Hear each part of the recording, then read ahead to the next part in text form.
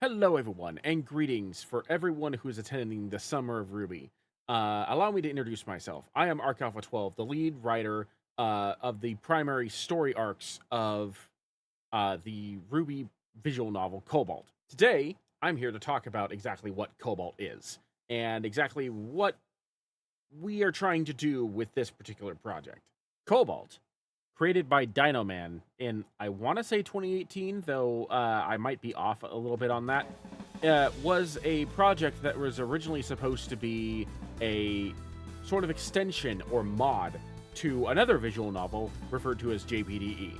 Now, I don't plan on talking much about JPDE, however, it is important to address the similarities between the two because of the fact that Manos Khan and Dino both share a lot of assets. So when you play Cobalt, and if you've played JPDE, there is a good chance you're going to recognize a lot of things, whether it be background artwork or character art.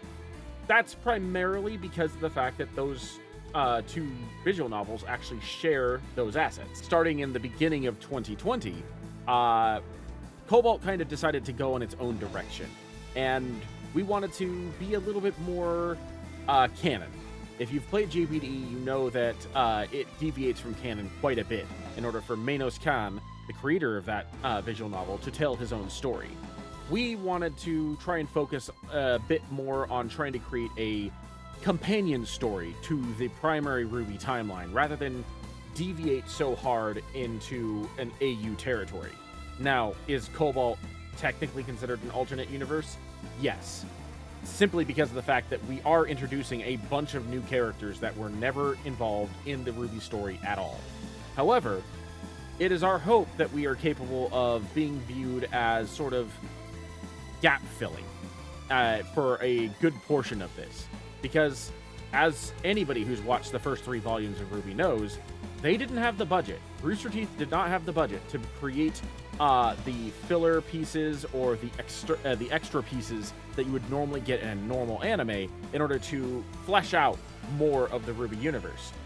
That's kind of what Cobalt is trying to do, is to take you through the entire school year and reference, or flat out in some cases, if it's relevant, show what happened in the RWBY timeline, but from a different perspective, from the perspective of a completely different team that's not related to Ruby or Juniper outside of just being their friends. For instance, we know for a fact that, there's a good chance that, like, Weiss wouldn't necessarily want to focus on romance all that much, especially in the early stages of the Beacon arc. So, you've got to try and, warm up to her a little bit. Or I suppose the better choice of words is she has to warm up to you. You have to melt the Ice Queen. But Weiss is just one of many examples. There's going to be a host of characters, both canon and original, that you're going to be able to interact with in a way that allows you to explore their backstories, explore their histories, explore their personalities, their goals, their interests, their hobbies. And it's our hope that you'll be able to connect with these characters in a way that you can't just do simply by watching the show. Now, I'm not going to go too hard or too far into the story, especially as of right now, because Cobalt has a pretty storied history when it comes to crafting its overall narrative. As I mentioned, it started out as a mod for JPDE, and it deviated from that in early 2020. Since then, we've kind of hit a bit of a stone wall that took us almost 4 years to get over. A big hurdle being that we had to essentially, to differentiate ourselves from what Manos Khan was doing, we had to recode the entire game, meaning that we had to re-release everything that we had already released, which was up to, I think, the 0.5 or 0.6 update. I forget which. It's been a long time. But we had to re-release that in stages with a completely brand new source code. The main reason why I brought that up was specifically because I felt that it was important for people who might look into the history of Cobalt to understand that because of the recode, things have taken a long time to get done, and they still are. We are still commissioning things that we are missing, such as music and art pieces. We are still doing our absolute best to flesh out the game that we are attempting to create. but by no means have we stopped. But what about the characters? What about these original characters I've mentioned a couple times? Well, we of course have the brand new original team, which takes the center stage for our game, Cobalt. Team Cobalt, the titular team and the primary team that you're going to be playing, is composed of the 4 members, Cobalt Blue, Blaze Ashen, Lilac Silver, and Teal Brimstone. And these are going to be the characters from which you will be controlling and playing as, and seeing their perspectives on the world that's crafted around them.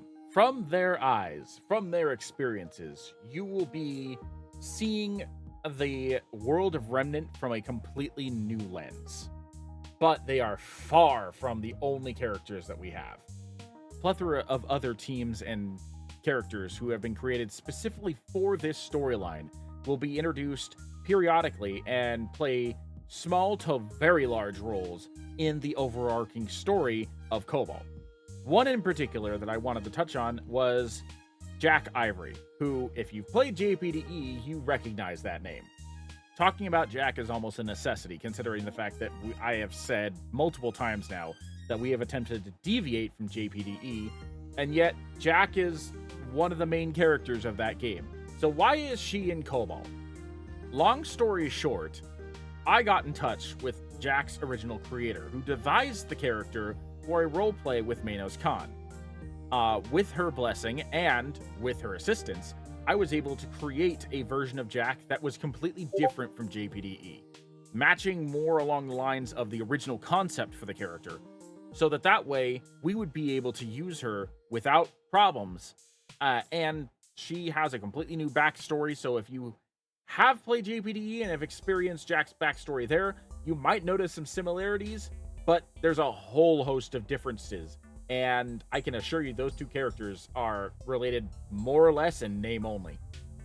As is her partner, Adeline Shade, who, again, most people are going to immediately draw connections to Evelyn Damarot from JPDE. However, Adeline, aside from being a rabbit faunus, essentially has no connection to Evelyn at all. In fact, since I haven't played JPDE in quite some time, I don't even remember when it was, several years ago, I don't even know what Evelyn has evolved into. All I know is that my concept for Adeline has essentially done my absolute best to avoid anything outside of the fact that the 2 of them are rabbit faunuses.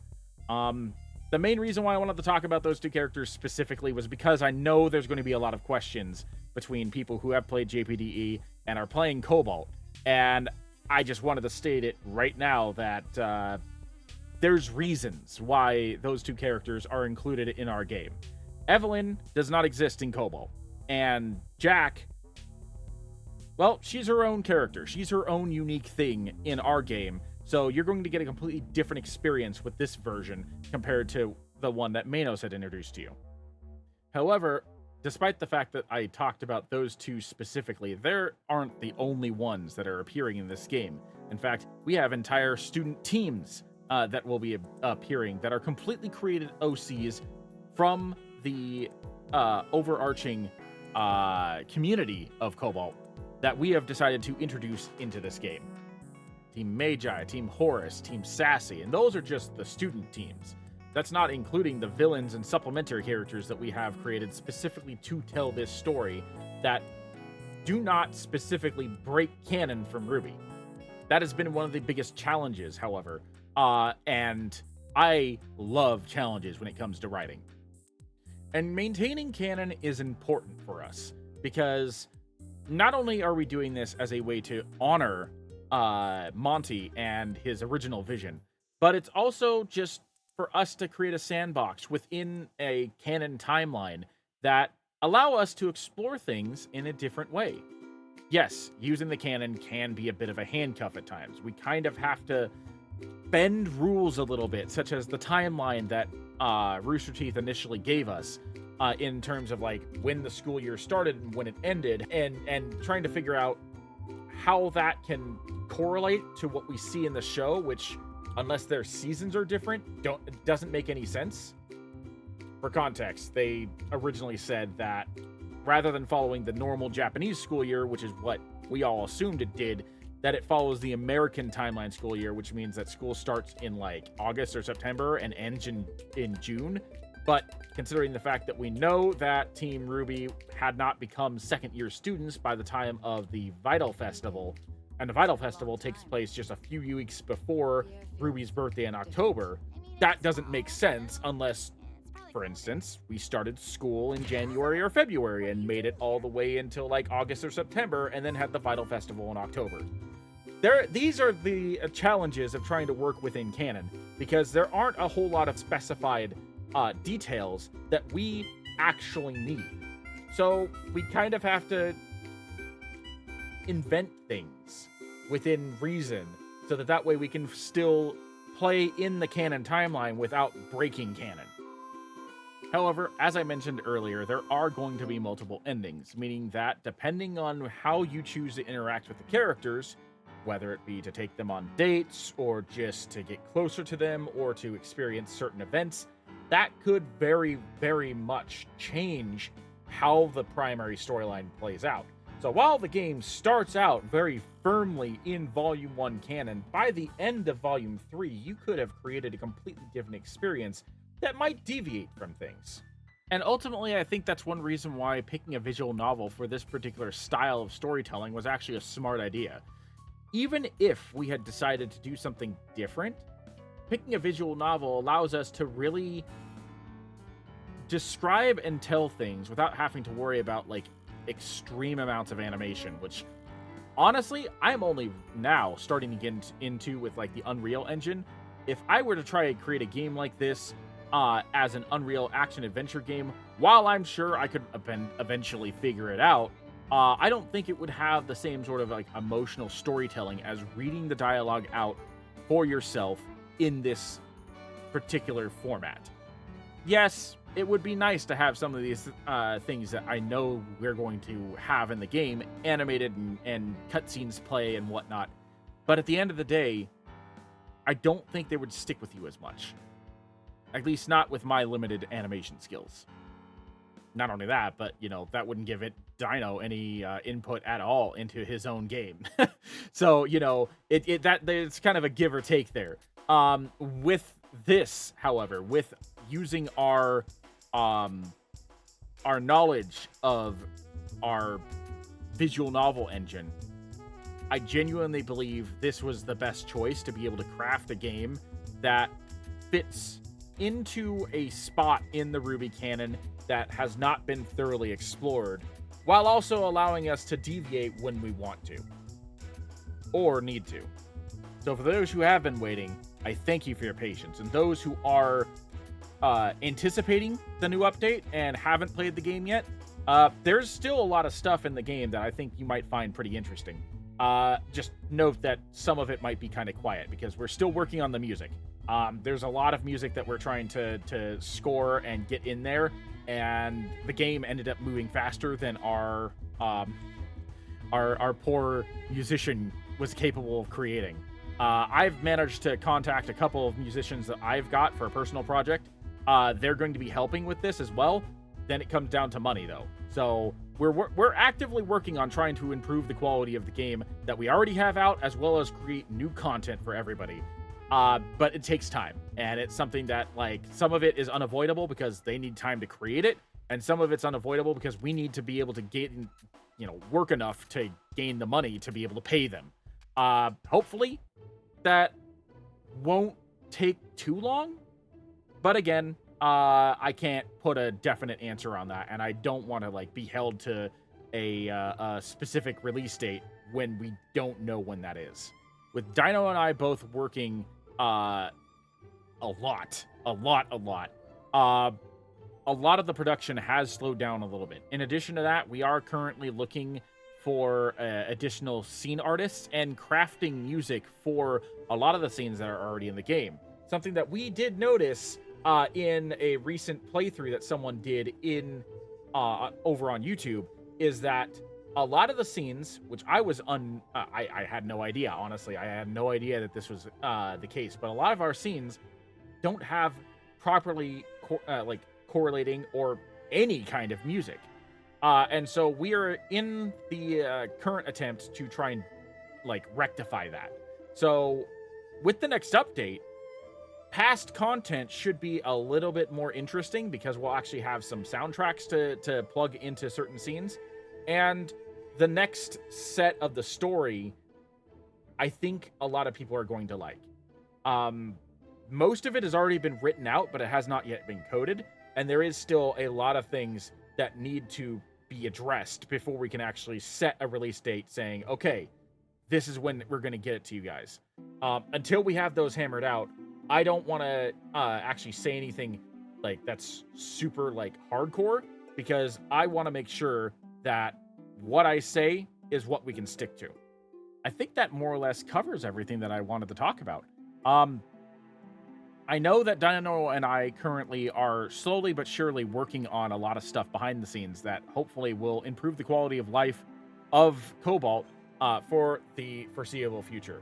Because with RWBY now on hiatus, demand for RWBY content is, at an all-time high. And until we get a solid answer on when Volume 10 is happening, I know a lot of people are going to be hunting for their RWBY fix. It's our hope that we can give that to you. I know that we don't have a terrible amount of stuff out right now because we're still in the middle of rebuilding the game. Now that we've started doing the new content, we're hoping that it's only up from here. With luck, we'll be able to get the next update out soon. Again, don't want to put a specific date on that, but Dino and I are actively working with multiple people in order to ensure the best quality for all the past content we had, as well as the future content. I can tell you that future content is going to consist of a variety of different things, including should I manage to ever fully nail down how our combat system is going to work. I am trying to do a narrative-driven, choice-based combat system for Cobalt, which there is one particular fight already in the game that you guys can experience that on. So that's like a prototype of what I'm aiming for with the combat system. But doing the combat fights is a very long and very arduous thing. So right now we've got like a basic mini game, which I think is pretty similar to what JPDE does. But that is just placeholders for the fights until I actually figure out exactly how I want these fights to play out that lead into the next scenes. They take a while. They take a lot of time because as a choice-based thing, you have to account for as many probabilities as possible. But it's my hope that this makes it more interesting and more engaging for the player, because they'll be able to see what the consequences of their actions are through the text and through the story actually changing based on what they choose. It'll be a lot more in-depth and a lot more interesting than a basic combat system, but it does take a lot of time. And since right now we're focused on trying to get the story back on track, one reason why the combat system's kind of taken to like a side, it's been pushed to the side for a little bit. So yeah, in addition to that, there's other new characters that are going to be popping up. A couple that I am super excited for that I have teased for a long time, but we haven't had the proper opportunity to actually introduce them. And the story is plugging along, going along the lines of, the main canon timeline. So once we have a little bit more information, we'll be sure to let you know. But in the meantime, I appreciate you sitting here and listening to me explain our game to the best of my abilities. Hopefully you guys will check it out. If you do, I hope you guys like it. We're always looking for feedback, and we have a Discord server that has Q&A channels. So if you want to pop into the Team Cobalt channel, I'm sure that there's probably a link in the Summer of RWBY channel somewhere. You'll be able to access the Team Cobalt channel and ask us any questions. If we can answer them, we will. But in any case, yeah, that was Arc Alpha 12, and I hope you enjoy the other content that other creators have created.